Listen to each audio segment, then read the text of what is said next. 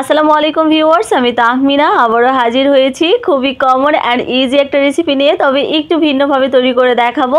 নিমকি আমরা সবাই অনেক বেশি পছন্দ করি, কিন্তু আজকে আমি একটু ভিন্নভাবে নিমকিটা তৈরি করে দেখাবো যেন আপনারা সারা মাসের জন্য এটাকে সংরক্ষণ করতে পারেন।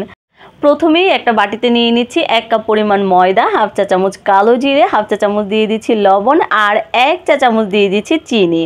নিমকিতে কিন্তু একটু মিষ্টি মিষ্টি ভাব থাকলে নিমকিটা খেতে খুব ভালো লাগে, তাই চিনিটা কিন্তু অবশ্যই অ্যাড করবেন।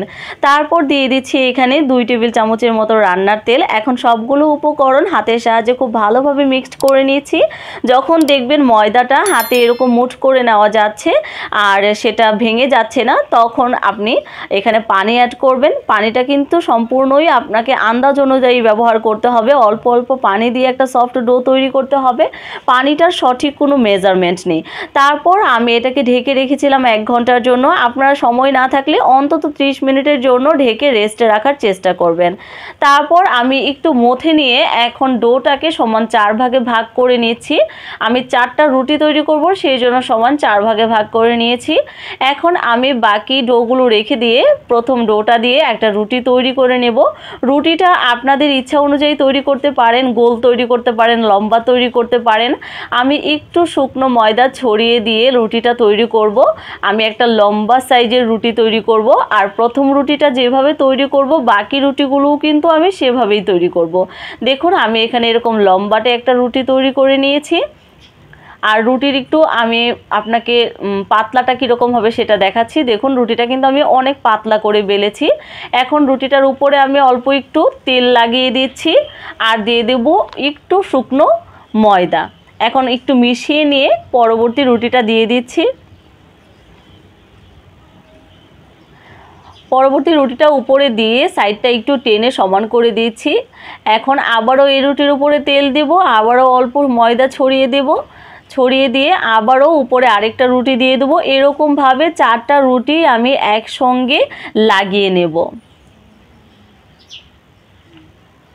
আপনারা দেখে নিশ্চয়ই বুঝতে পারছেন যে কাজটা আমি কিভাবে করছি। আসলে আমরা গজা তৈরি করার সময় যেভাবে রুটিটাকে আমরা প্রসেস করে নিই ঠিক সেভাবেই আমি একটু প্রসেস করে নিয়েছি। 4টা রুটি একসাথে দিয়ে আমি আবারও একটু বেলে নিচ্ছি। রুটিটাকে এখন একটু বড় করে নিচ্ছি।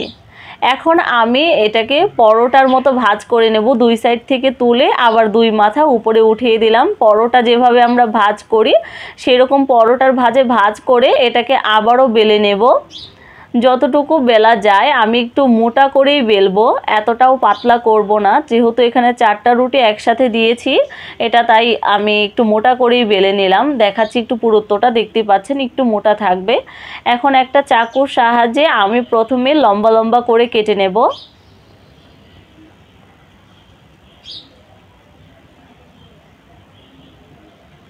আপনারা চাইলে এগুলো আরও মোটা মোটা করে কাটতে পারেন। আমি একটু চাচ্ছি চিকন চিকন করে কাটতে, তাই একটু চিকন চিকন করেই আমি কেটে নিলাম।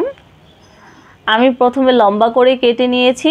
এখন আমি একটু ঘুরিয়ে নিয়ে আবারও এটাকে ছোট ছোট টুকরো করে কেটে নেব। আপনাদের ইচ্ছা অনুযায়ী কিন্তু আপনারা কাটিংটা আপনাদের ইচ্ছা অনুযায়ী করতে পারেন। আপনাদের যে কোনো শেপ দিতে মন চাইলে সেই শেপেই আপনারা নিমকিটা তৈরি করতে পারেন, এটা কোনো সমস্যা না। আমি এই শেপে তৈরি করে নিয়েছি। এখন আমি ভাজতে চলে যাচ্ছি। ভাজার পরে আপনারা দেখতে পারবেন যে এই নিমকিগুলো কতটা খাস্তা হয়, আর প্রত্যেকটা অনেকগুলো ভাজ পড়াতে ভেতরটা কিন্তু খুবই ক্রিস্পি হয় আর দেখতে খুবই সুন্দর লাগে। তেলে দেওয়ার সাথে সাথেই কিন্তু দেখুন একদম ফুলে উঠছে নিমকিগুলো। একদম চুলার জালটা মিডিয়াম টু লো হিটে রেখে খুব আস্তে ধীরে নিমকিটা সময় নিয়ে ভাজতে হবে। চুলার জাল বাড়িয়ে একদম তাড়াহুড়ো করে ভাজবেন না, তাহলে দেখবেন যে উপরটা পুড়ে যাবে, ভেতরটা কিন্তু হবে না। তাই চুলার জালটা একদম লোতে রেখে দেখুন আমি অনেক সময় নিয়ে কিন্তু নিমকিগুলো ভেজেছি, এতে করে ভেতরের পার্টগুলো খুব সুন্দরভাবে ভাজা হয়েছে। আর এই নিমকিটা কিন্তু আপনারা যত দিন ইচ্ছা সংরক্ষণ করতে পারবেন। 1 মাসের মতো কোনো এয়ারটাইট বয়ামে যদি আপনারা ভরে রেখে দেন তাহলে কিন্তু খুব ভালো থাকবে আর ক্রিস্পি থাকবে। আমি আপনাদেরকে একটু ভেঙে দেখাচ্ছি যে এটা কতটা ক্রিস্পি হয়েছে। দেখুন হাত দিয়ে চাপ দেওয়ার সাথে সাথেই কিন্তু একদম গুঁড়ো গুঁড়ো হয়ে গিয়েছে, আর মুখে দিলে তো কথাই নেই। যদি আমার আজকের রেসিপিটি আপনাদের কাছে ভালো লাগে তাহলে প্লিজ আমার চ্যানেলটি সাবস্ক্রাইব করতে ভুলবেন না, আর কমেন্টসে যে কোনো ধরনের মতামত জানাতে পারেন। আল্লাহ হাফেজ।